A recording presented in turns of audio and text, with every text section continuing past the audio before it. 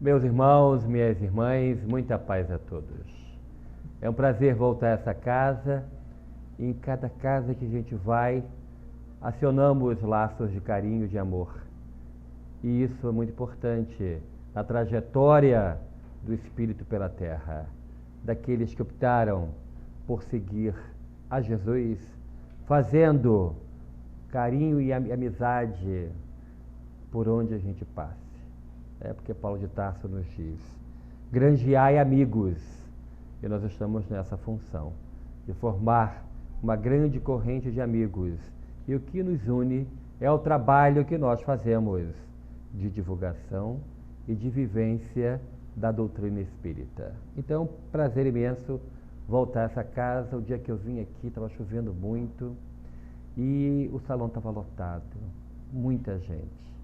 E naquele dia eu tive a oportunidade de receber tantas notícias espirituais, ver tanta gente do outro lado da vida, que eu fiquei pensando, meu Deus, esse salão tem uma dimensão muito maior do que a gente possa imaginar, face à grandiosidade de espíritos que estavam aqui presentes. Hoje também, muitos espíritos amigos aqui estão para trazer para nós a certeza de que Deus não dorme. Seja qual seja o tamanho de sua dor, Deus não dorme. A bondade de Deus é infinita e envolve a todos nós, trazendo consolo, paz e renovação para todos nós. Agora temos que entrar na faixa mental que favoreça essa chegada dessa ajuda, deixando que o nosso coração se abra para que os bondosos espíritos, em nome de Deus, possam trazer para nós o consolo que a doutrina espírita nos ensina e nos traz a todo momento que viemos em casas como essa.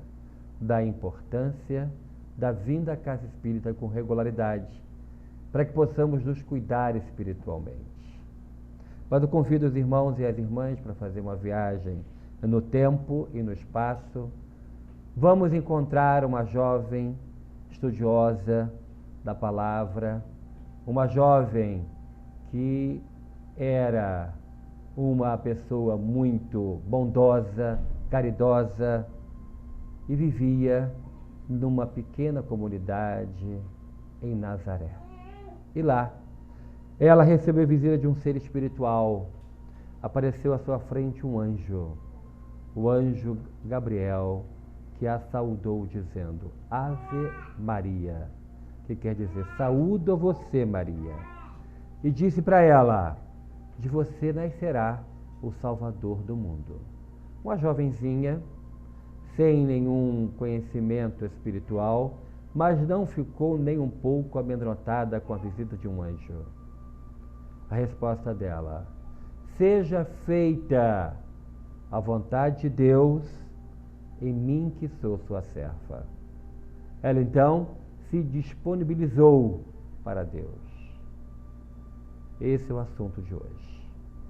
Nós nos colocarmos como ferramentas da divindade, ferramenta dos bons espíritos na construção de um mundo melhor. Temos que ser pacificadores, temos que ser construtores, criaturas que somam e não que dividem ou subtraiam.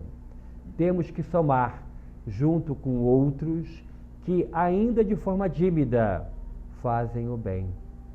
Mas temos que somar. E isso faz com que movimentemos a nossa usina da vontade para que possamos efetivamente mudar. A palavra não é força de vontade, é vontade.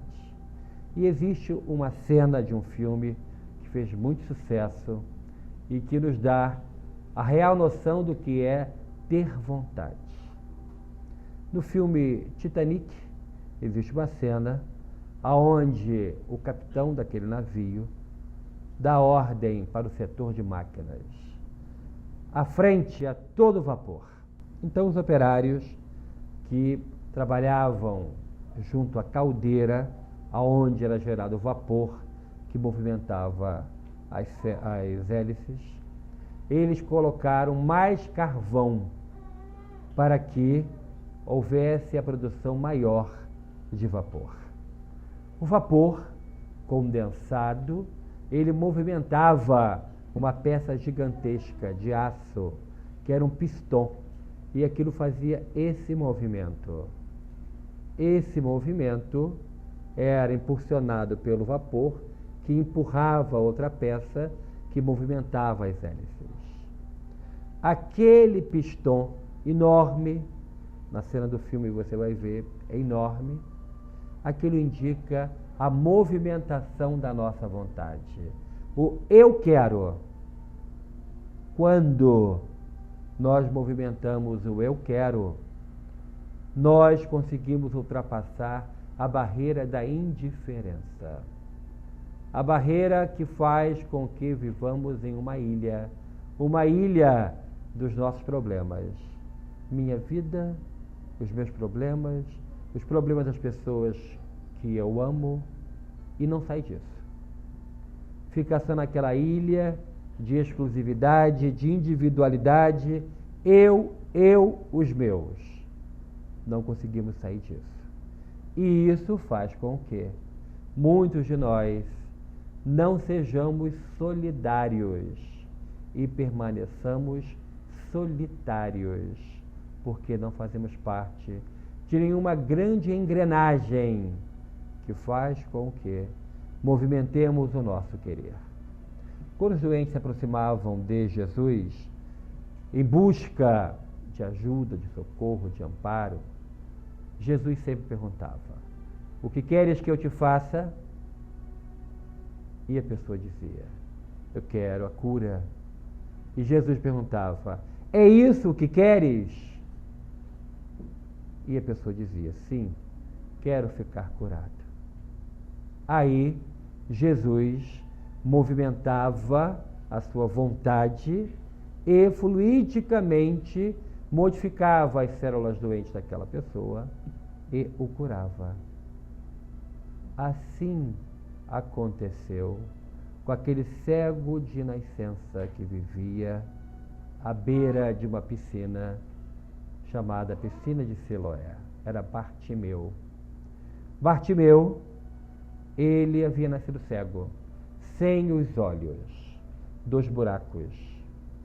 E ele queria muito ficar curado.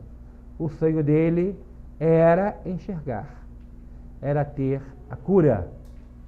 E ele ficou sabendo de Jesus. Ficou sabendo que existia um profeta que curava cegos, leprosos, mudos falavam. Era um homem que era considerado a misericórdia de Deus andando. Pois ele queria ter um encontro com Jesus.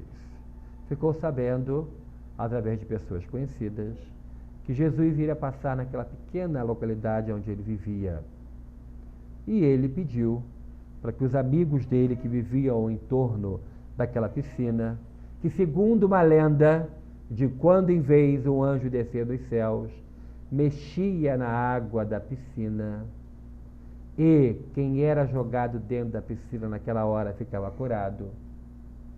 Mas Bartimeu não tinha ninguém por ele. Bartimeu vivia sozinho.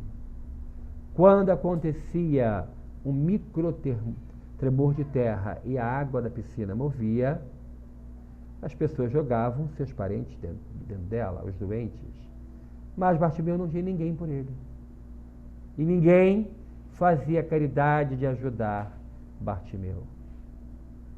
E ele disse de si para consigo: se eu encontrar Jesus, se eu falar com ele, eu vou ficar curado. E ele pediu aos amigos: me avisem quando Jesus chegar. E os amigos falaram: não, você é um chato de galocha. Você é um cego enjoado, não vamos ajudá-lo não. E aí, ele só viu um recurso. Ele iria gritar bem alto, quando ele sentisse que Jesus estava chegando. Gritar bem alto, pedir socorro, pedir ajuda, para obter a cura, para que Jesus desse atenção para ele. E aí disseram para ele, é hoje que Jesus vem aí. Cego de nascença, não sabia quando era dia ou noite. Ele não tinha noção de nada.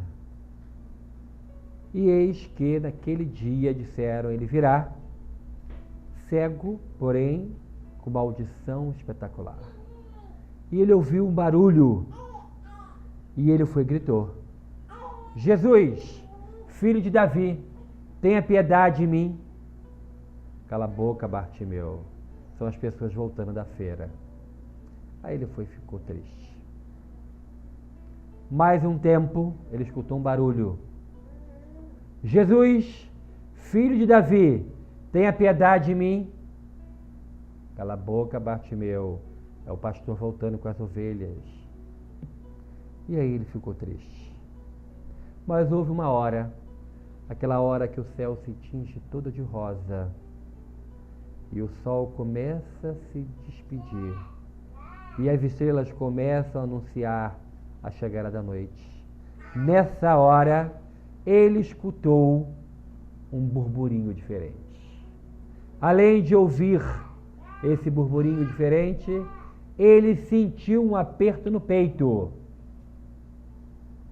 Então ele encheu os pulmões de ar e gritou, Jesus, filho de Davi, tenha piedade de mim. Jesus falou, quem me chama? Aqueles que o acompanhavam falaram, Senhor, é um moço cego aí. Dizem que ele é chato pra caramba. E aí ele falou assim, bom, deixa vir o moço. Está me chamando.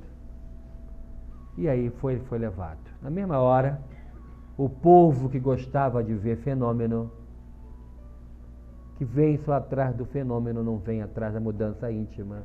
O mais importante é a mudança íntima, a mudança para melhor. Eles fizeram um U e Jesus no meio. E trouxeram Bartimeu, que parou a 2 metros de distância. E aí Jesus falou, Bartimeu, o que queres que eu te faça? Bartimeu levou um susto. Como é que esse homem sabe meu nome?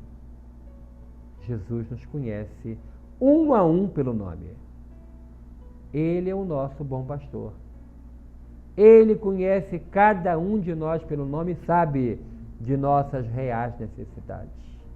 Sabe do que é melhor para nós. Sabe a hora certa de mandar o socorro. E aí Bartimeu, tendo a convicção plena, fé, confiança, de que naquele momento estava à frente com alguém que podia ajudá-lo, disse, Senhor, eu quero ver. Senhor, eu quero ver a beleza de um pôr do sol. Eu quero ver as flores sendo visitadas pelo vento. Senhor, eu quero ver os pássaros voando.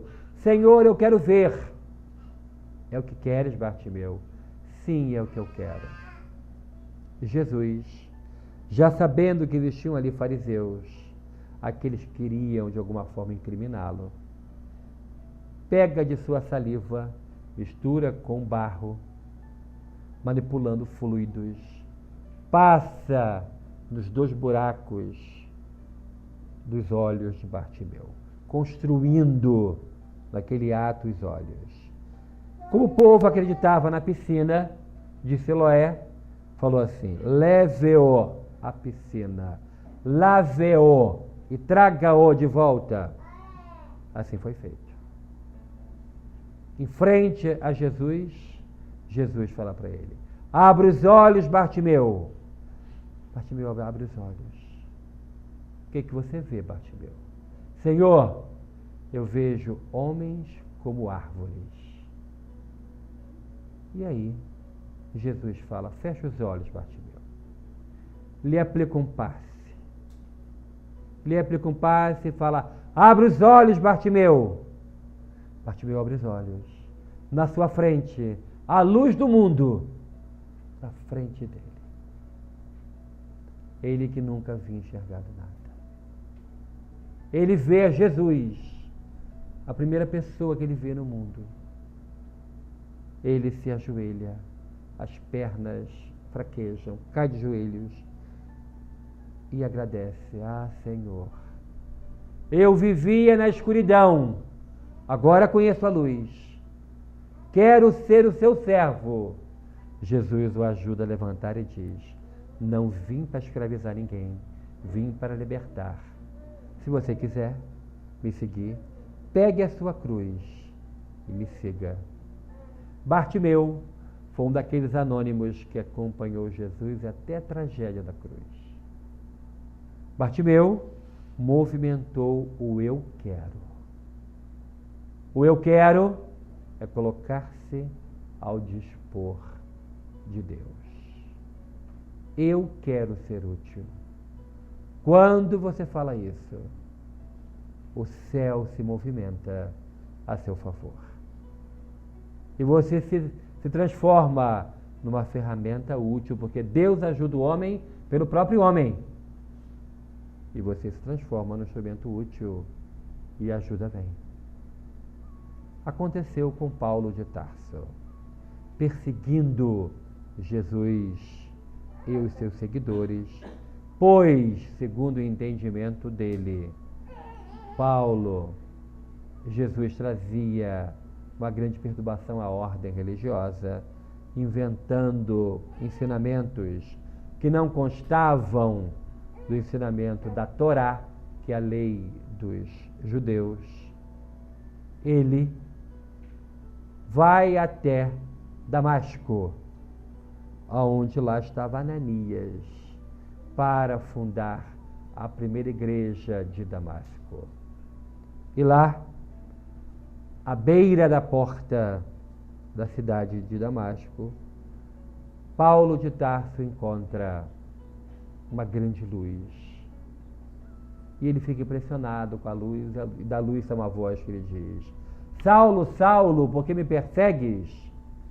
Só ele ouve, os outros soldados que estavam com ele não ouvem. E ele diz: quem és, Senhor? Eu sou Jesus, aquele a quem você persegue. Naquele momento, ele viu a majestade de Jesus, a grandiosidade do príncipe da paz. Naquele momento, ele cai em si. Cai em si e diz: o que queres que eu faça? Se tornou um instrumento útil. Mas na frente, a ele é referido como vaso escolhido, ou seja, aquela ferramenta que Jesus escolheu para semear a luz do conhecimento do Evangelho em diversas comunidades por onde ele passou. E aí Jesus fala para Saulo, que ainda não é Paulo: entra na cidade e procura Ananias, porque ele havia ficado cego. E ele entra na cidade. Só que Ananias sabia que Saulo de Tarso iria prendê-lo. E aí Jesus vai até Ananias.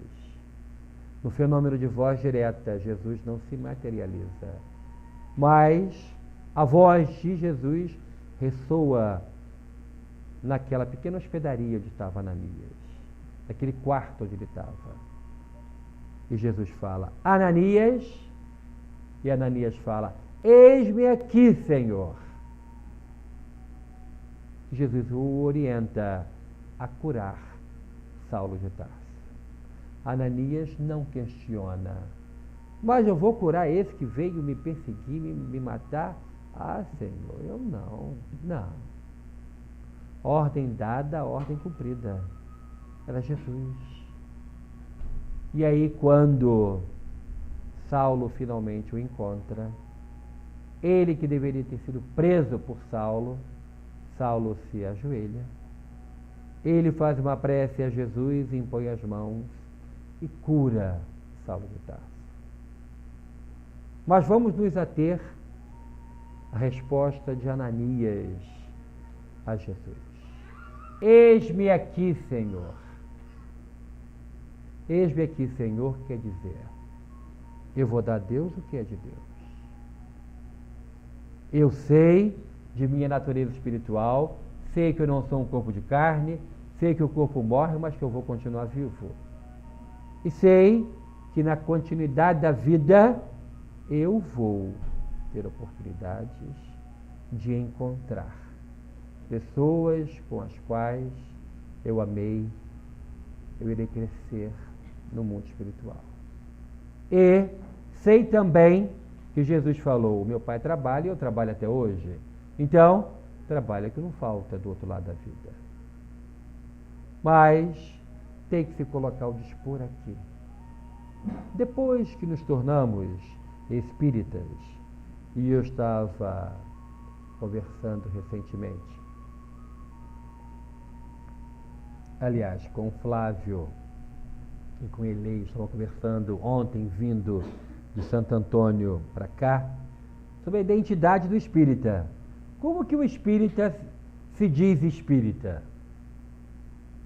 Na verdade, não há um momento onde a gente se diz espírita.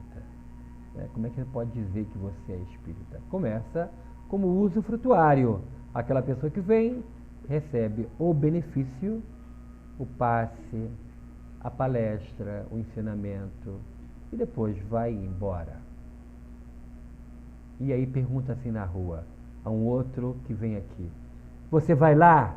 Eu vou lá. E terça-feira tem lá. Você vai lá? Você foi lá?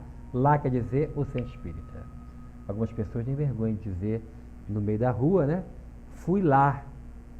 Ou fui ao centro espírita. Hoje tem reunião no centro espírita. Não existe ainda, apesar da novela das 6 estar bombando com a reencarnação, mas as pessoas ainda, algumas pessoas têm esse receio. Será que a partir desse momento de vir, ouvir a palestra, tomar o passe, ir embora, a pessoa pode dizer-se espírita?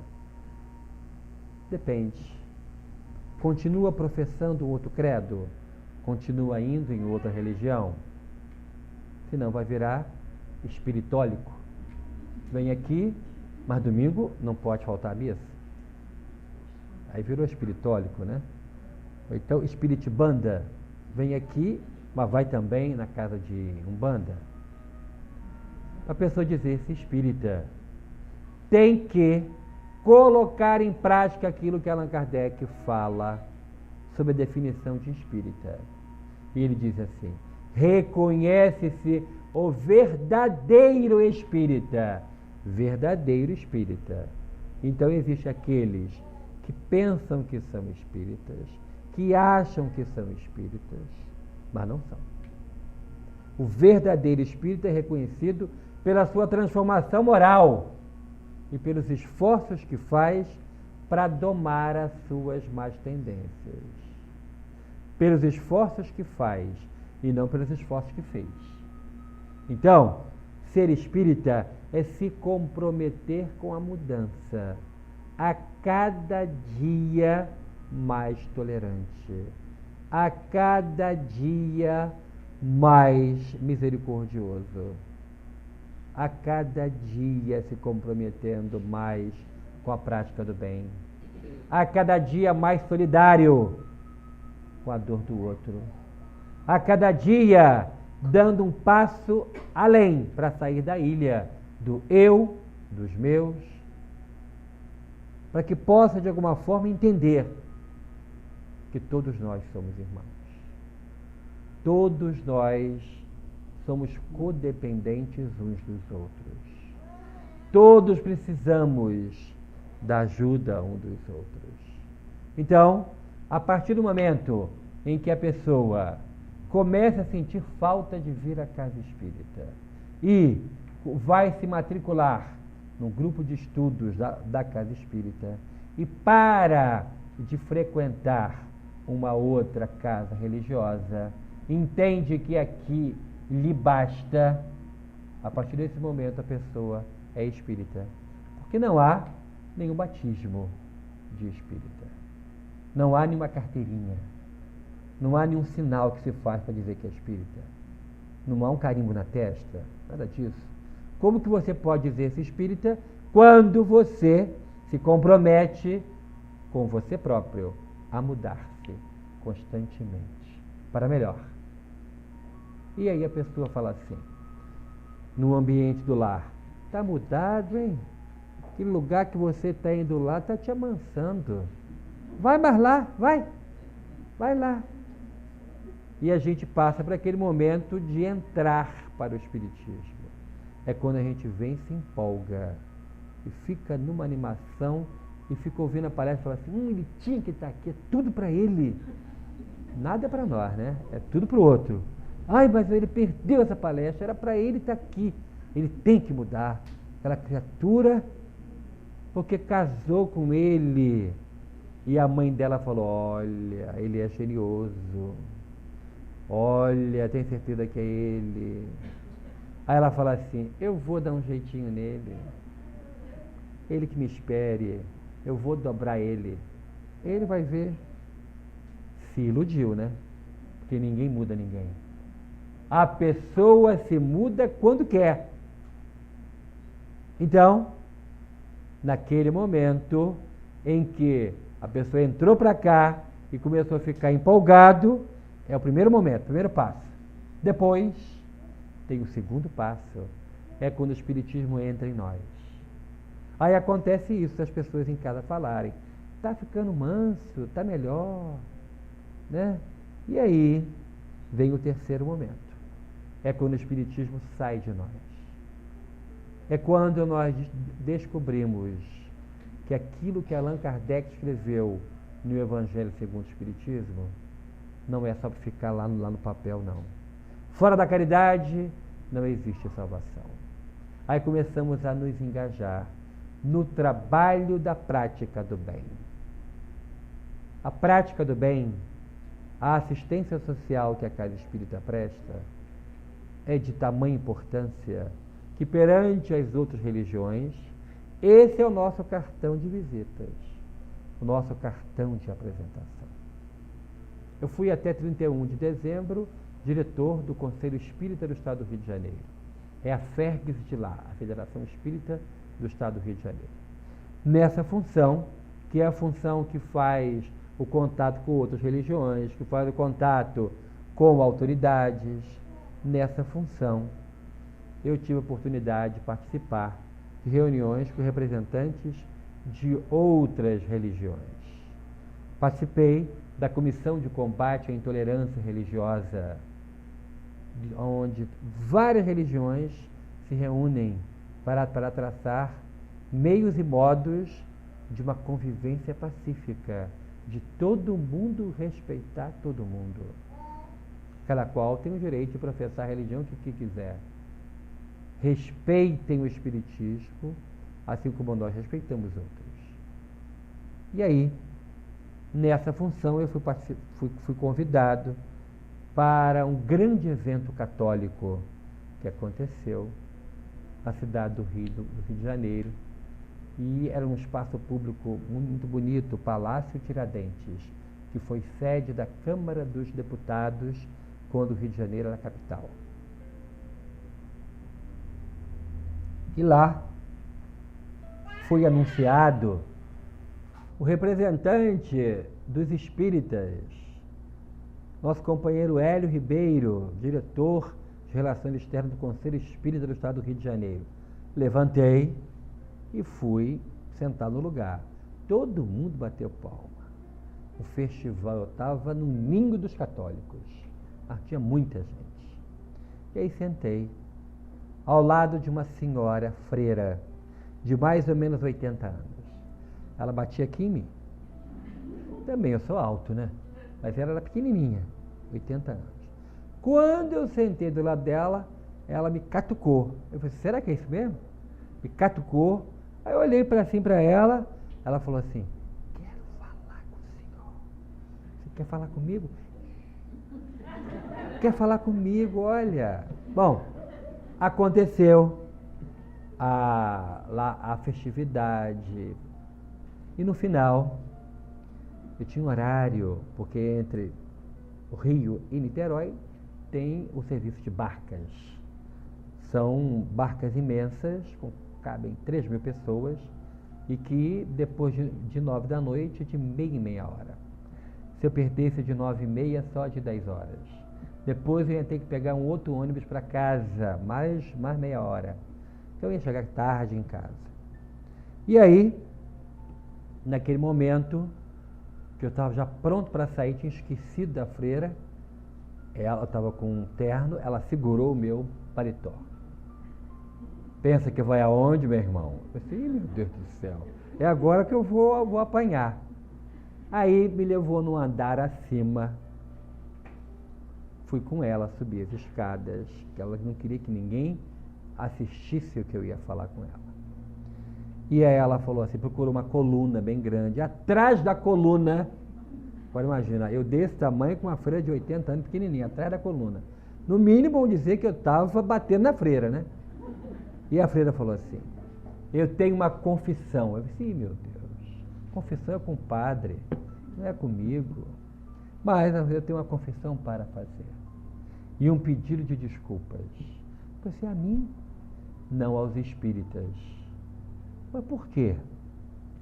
Porque durante 40 anos de minha vida, eu dirigi uma casa para a infância, uma casa religiosa, uma casa católica. E todas as vezes em que a família ia fazer inscrição, a matrícula da criança, e dizia-se espírita, eu dizia que não tinha vaga. Sabe por quê, doutor Hélio? Eu disse, não, porque eu sempre tive pavor do espiritismo. Essas coisas de espiritismo, eu tinha pavor. Tudo que falava nisso para mim, aí eu fui, catuquei. Era do demo, do pé preto, do homem que usa chifre. Não, eu sei que não é isso, mas era o mal. Ah, era o mal? Pois é, então rejeitei muitas crianças que diziam que não tinha vaga. Mas um dia, e isso tem 3 anos, eu com 77 anos, fiquei muito doente. Fui parar na UTI. Fiquei em coma, 15 dias em coma. E os médicos dizendo, falavam, pensando que eu não ouvia, eu ouvia tudo. O médico dizia, falta pouco, vai para o céu. Olha aí, mais uma freira. E eu não podia falar nada. Mas eu estava de frente para o relógio. E toda vez que o relógio dava 6 horas da noite, eu fazia a minha oração à Mãe Santíssima. Eu pedia à Mãe do Céu socorro para mim. E pedia um pouco mais de tempo. Eu queria ficar mais um pouco na Terra. Queria ficar um pouco mais. Trabalho com crianças há 40 anos. Eu queria ficar mais. Eu me sinto tão bem. E eu queria ficar um pouco mais à frente desse trabalho. Uma cidade do interior do estado do Rio de Janeiro, que ela dirige a creche, que é inclusive de grande porte. São 300 crianças. É uma área muito pobre. E todo dia ela fazendo aquela oração. Um dia, os médicos, depois de olharem os exames, falaram e eu ouvi. Falta pouco para ela partir. Está muito ruinzinha. E aí, quando deu as 6 horas, eu orei. Pedi socorro. E pedia, Santíssima Mãe de Jesus, não me leve. Eu tenho tanta coisa a fazer na terra. Deixai-me ficar um pouco mais. E nessa hora, eu no meio da minha prece, vi quando a porta da UTI abriu. Em frente ao meu leito era a porta abriu. E entrou um homem de terno azul marinho, bem escuro, um homem com óculos escuros, de baixa estatura, veio para perto de mim, olhou para mim, eu olhei para ele e falei assim, o senhor é o senhor? Aí ele falou assim, eu sou eu. Mas o senhor é o... Eu sou Chico Xavier. E aí ela falou assim, meu Deus, Chico Xavier, o senhor aqui? Eu ouvi dizer que o senhor morreu. Isso ela falando, ela em coma, falando com o Chico. E Chico falou assim, minha irmã, ninguém morre. Ninguém morre. A senhora não está acabando de fazer uma prece para a Mãe Santíssima?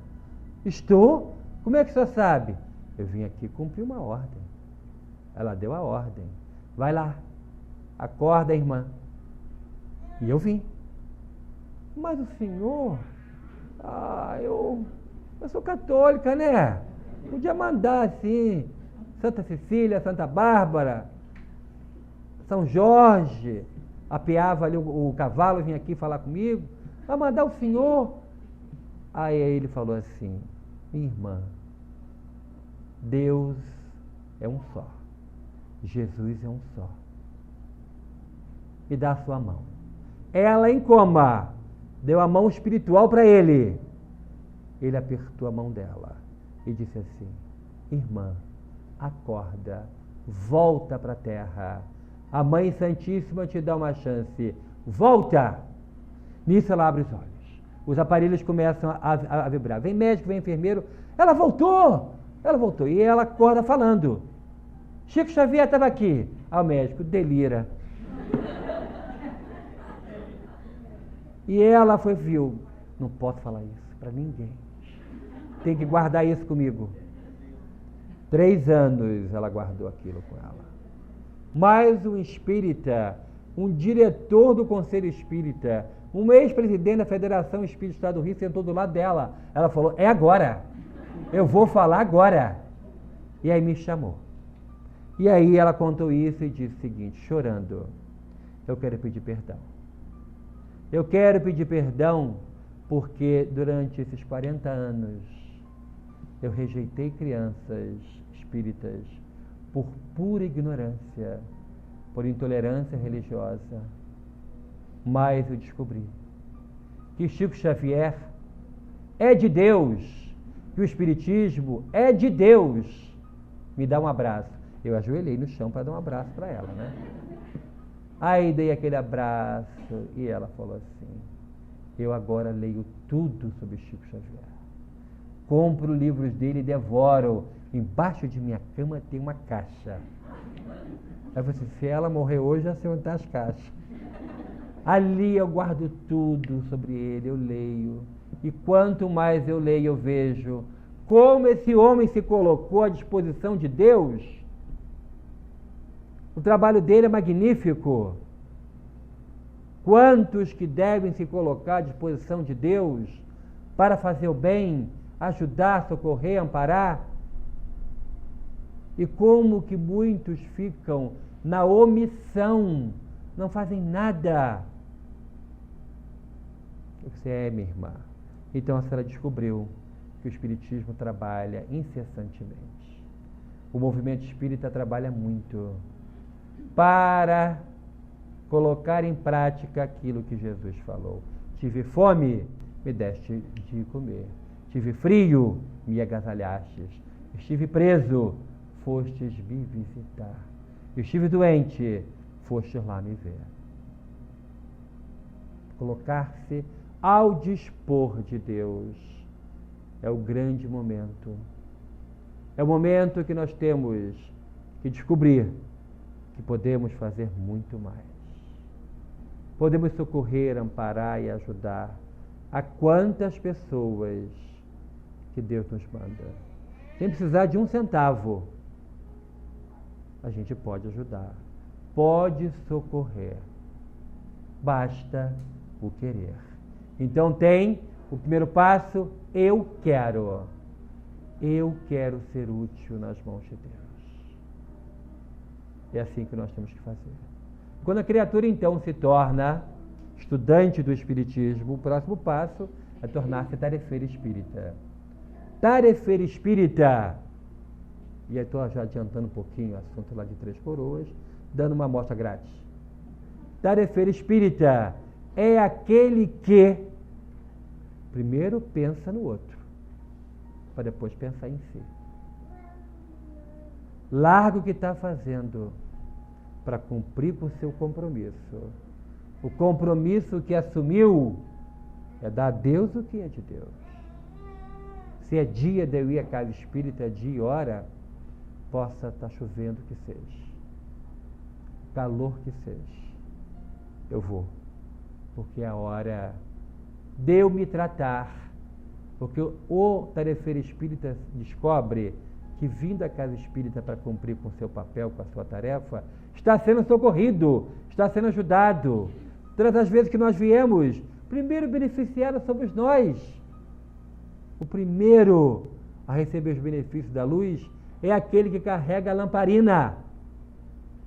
Temos que cumprir com a nossa tarefa.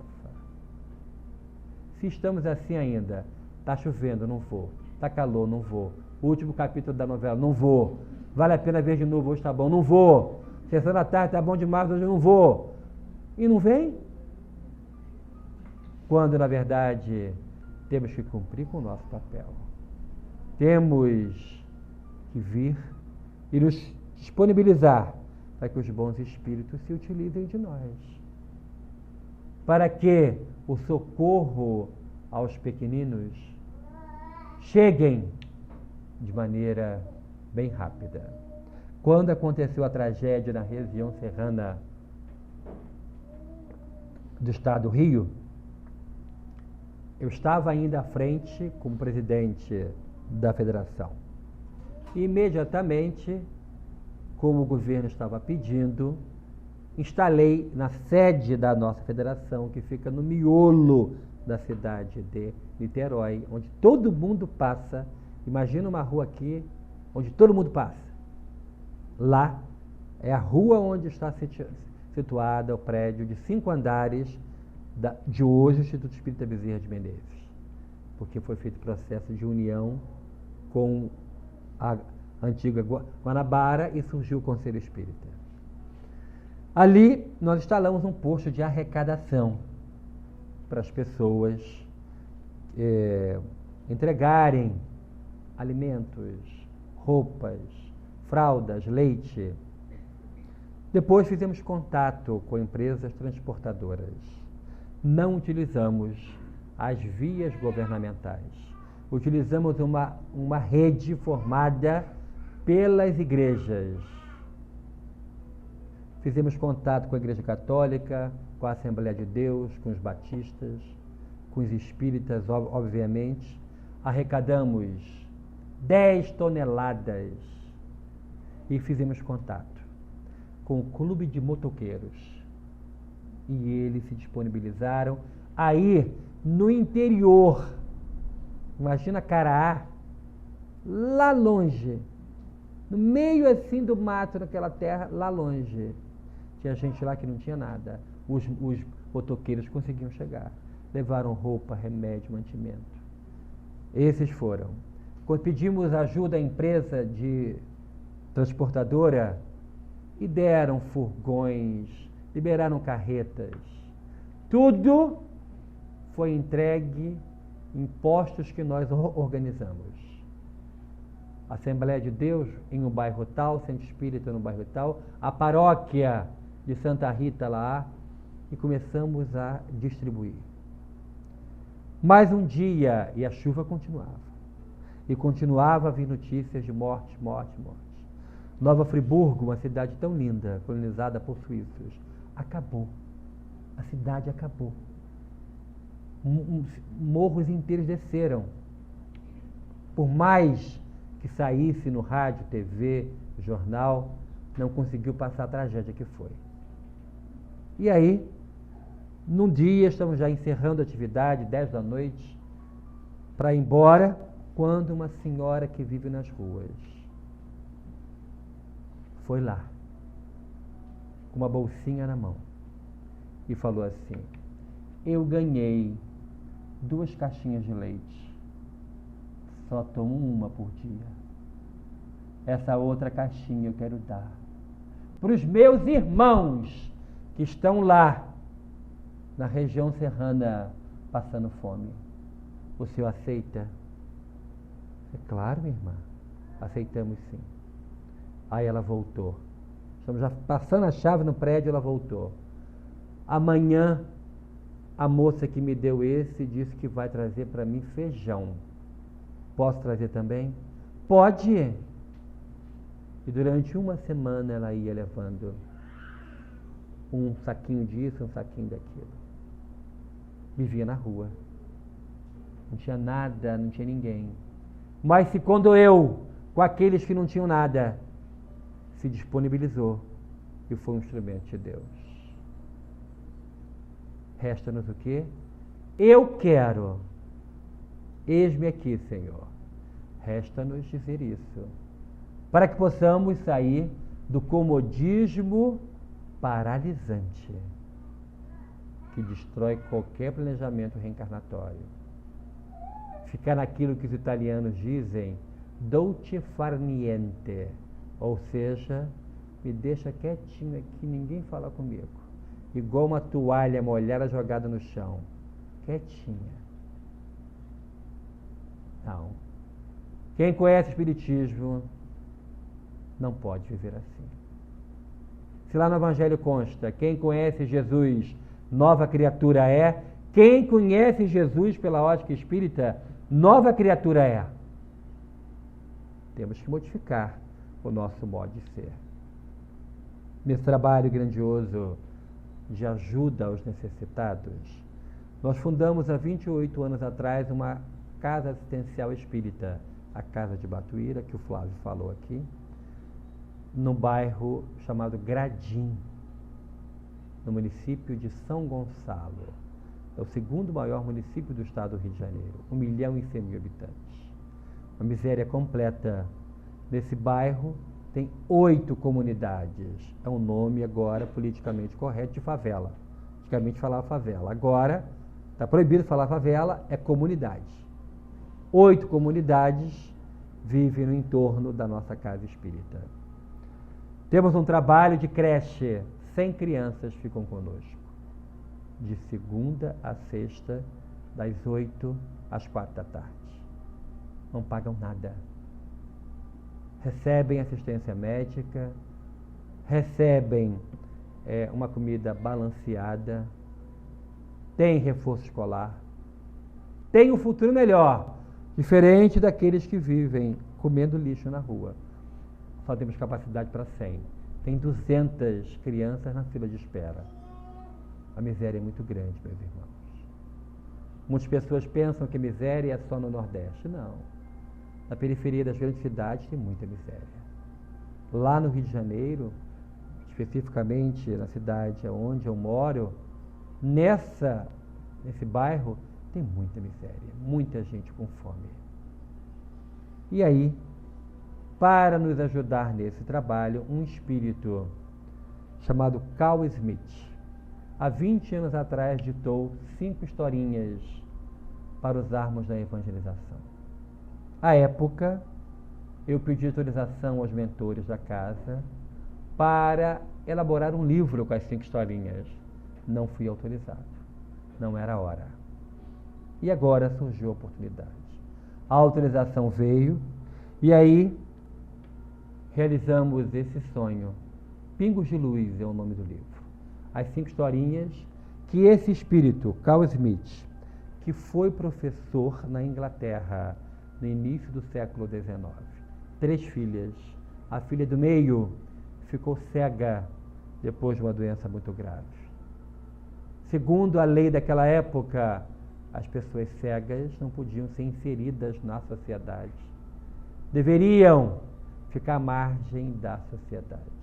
Mas o governo iria bancar uma pensão para o resto da vida. Mas não podiam ser cidadãs inglesas. E ele, apiedado com aquela situação, estudou o método Braille, método de leitura para cegos.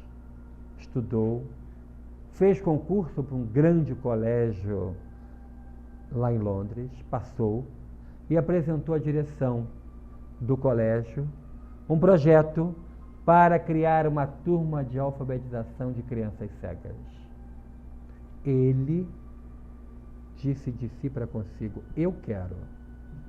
Se tornou um instrumento nas mãos de Deus. E apresentou o projeto, a direção aprovou, e ele foi o primeiro professor da primeira turma de alfabetização de crianças cegas da Inglaterra. A filha foi alfabetizada por ele. Ele apiedou-se com o trabalho que nós realizamos com crianças necessitadas e ditou essas histórias que eu enviei para cá, para Porto Alegre, para a nossa companheira Gladys, que junto com o marido Silvio fundaram a editora Olsen. E aí ela adorou as histórias, transformou no livro e toda a renda é para a nossa obra social.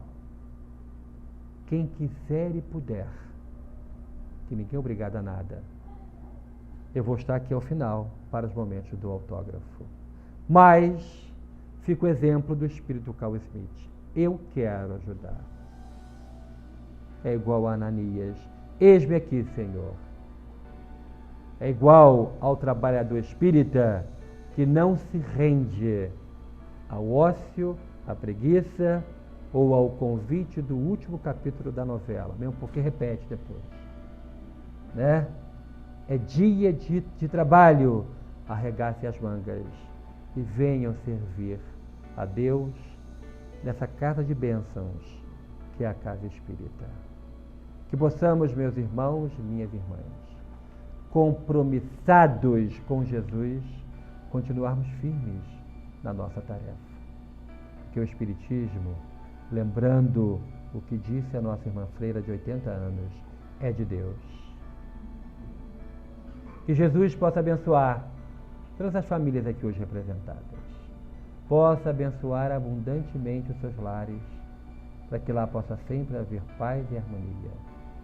E possa abençoar essa casa, que ela continue firme nos ideais traçados perante o mundo espiritual superior e continue servindo a comunidade de Itaquara, espalhando a luz imperecível do Espiritismo. Muita paz a todos, muito obrigado.